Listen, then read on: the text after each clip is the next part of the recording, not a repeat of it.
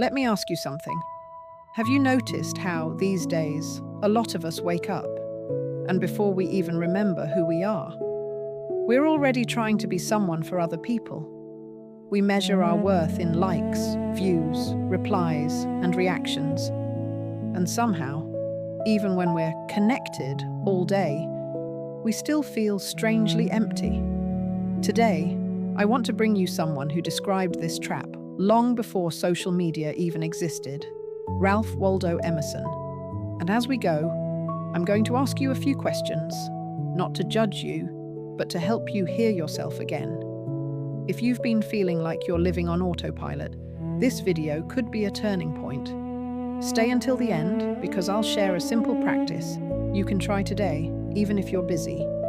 And as you listen, quietly ask yourself, am I living to be seen? Or am I living to be real?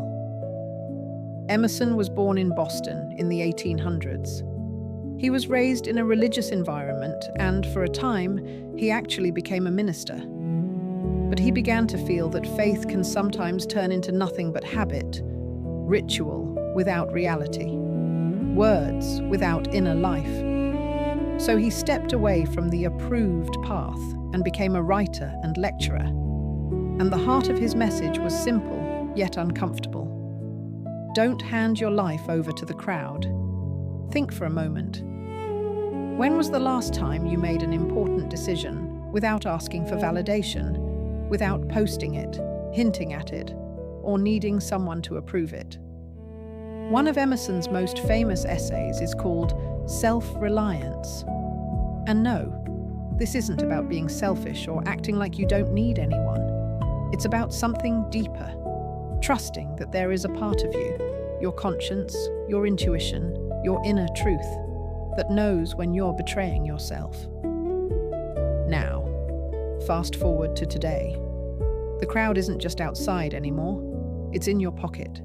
It buzzes, pings, and pulls your attention all day long. And slowly, we train our minds to crave tiny hits of approval. But here's the thing. Approval isn't belonging, and attention isn't love. It's a spotlight, not a warm embrace. Now, consider this with me. Do you post because you're sharing something meaningful, or because you're trying to soothe an insecurity for a few seconds? Think for a moment. Who would you be if nobody was watching? If there were no likes, no comments, no audience? Emerson would say, if your life isn't coming from within, you become a mirror. And mirrors change depending on the light. They reflect what's around them, losing their own essence. We live in an era where you can be full all the time, full of content, full of noise, full of opinions, full of information, and still feel hollow. Because there's a crucial difference between consuming and being nourished. You can consume endlessly and still not feed your soul. You can scroll for hours and still feel a profound lack. Autopilot gives you movement, but not direction. It gives you busyness, but not meaning. Emerson wrote about nature as a kind of return, not as a cliché, but as a profound reminder. There is a real rhythm to life. There is silence, there are limits, there is depth. And maybe one of the biggest fears today is silence, because in silence, you hear what you've been drowning out. You meet the parts of yourself you've been avoiding. Reflection question. Can you sit in silence for 5 minutes without reaching for your phone? Or does that already make you restless? One more reflection. What are you avoiding feeling when you keep yourself constantly entertained? And notice, this isn't only about social media. It's about any polished escape. Working non-stop, scrolling non-stop, binge-watching, overthinking, always having something on in the background. Anything to avoid meeting yourself. The empty hours. Invitations to presence. There's something else Emerson understood deeply. Something that might be the most uncomfortable part of all. What about the hours that feel like nothing? You know the ones. waiting rooms, long commutes, tasks that feel mechanical, the afternoons that drag, the moments between moments. We've been trained to call these wasted time, so we fill them. We reach for our phones. We look for something, anything, to make the emptiness go away. But what if these hours aren't empty at all? What if they're invitations? Invitations to simply be. Emerson believed that even the quietest moments carry meaning, if we're willing to meet them. Not every hour is meant to be productive. Some are meant to be present. When you stop running from the empty hours, something shifts.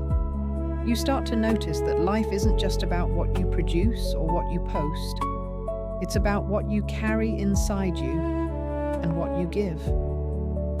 When you fill your time with small acts of goodness, checking in on someone who's struggling, sending a kind message, doing something helpful without announcing it, something changes in you.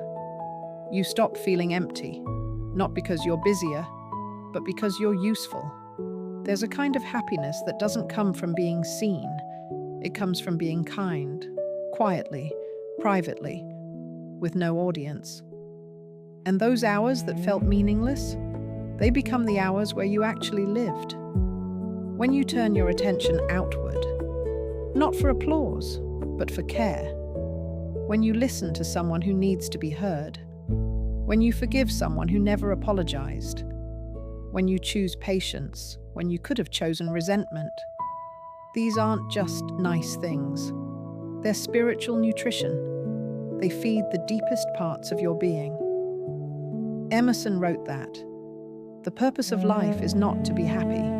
It is to be useful, to be honorable, to be compassionate, to have it make some difference that you have lived and lived well. And I'd add this. When you spend your time practicing goodness, even in small ways, you stop chasing happiness, because happiness starts following you. Not the loud kind, the quiet kind, the kind that doesn't need to be posted, the kind that simply is. Now ask yourself, when was the last time you did something kind for someone and told no one? And if you looked at your week honestly, how much of your time was spent seeking comfort, and how much was spent bringing comfort to someone else? If I could translate Emerson into today's language, I'd put it like this: don't outsource your identity. Because when you do, you live in debt. Debt to your image, debt to other people's expectations, debt to what's trending, debt to what gets applause. And the cost is huge. Your inner life starts to feel like it's living in the shadows. It becomes a faint echo of what it truly could be. One more question you could ask yourself: is your life aligned with what you truly value, or with what gets you accepted? And here's something tender but true. You can have loads of online friends and still feel lonely, because connection isn't numbers. Connection is presence. It's the depth of being truly seen and truly seeing another. Now I want to give you something practical you can try today. A simple way to reclaim your inner space. The return to yourself practice. 10 minutes. 1. Choose a 10-minute pocket of time today. It could be first thing in the morning, during a lunch break, or before bed. 2. In those 10 minutes, consume nothing. No videos, no music, no scrolling. Just you and your thoughts. 3. Ask yourself these 3 questions honestly, out loud, in your head, or on paper. What am I actually feeling right now? What am I trying to get from distractions? What is one small step that brings me back to myself? It could be sending a real message to someone you love. It could be setting a boundary. It could be a quiet walk. It could be prayer. It could be taking care of your body. One small step, real, not performative. A step towards your authentic self. Another question. If your life became quieter on the outside, what might finally be born on the inside? Live to be whole. Emerson wasn't trying to make you perfect. He wasn't asking you to be someone you're not. He was calling you back to integrity, to a life lived from your deepest truth. And integrity is this: when what you show matches what you are, when you don't need to perform to feel worthy, when you don't need to run to avoid yourself. You are not here to impress. You are here to become. And becoming doesn't happen in the spotlight. It happens in the quiet choices, the ones nobody sees. The moment you choose honesty over image, the moment you choose kindness over being right, the moment you sit in silence and finally hear what your soul has been trying to say. That's where real peace lives. Not in the feed, not in the applause, but in the quiet certainty that you're living from the inside out. So here's a line to hold on to today. Don't live to be seen, live to be whole. If this spoke to you, tell me in the comments, honestly, which question hit you the hardest. Sometimes naming it is the first step towards healing. If this reflection has touched your heart and brought a little light to your day, I ask you to leave a like on this video. This helps Moments of Peace bring this message of awakening to more people who, just like us, are looking for meaning and inner peace.